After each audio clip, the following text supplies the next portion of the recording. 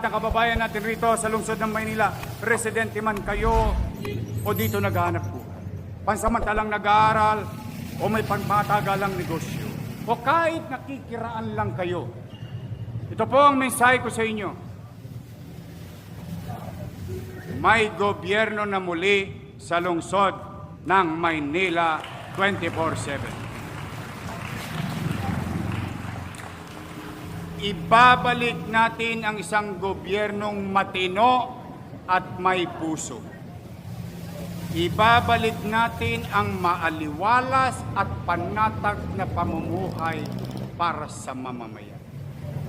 Ang hinihiling ko lang sa inyo, disiplina, kooperasyon, paggalang sa alituntunin ng lungsod, because Trabaho na ulit.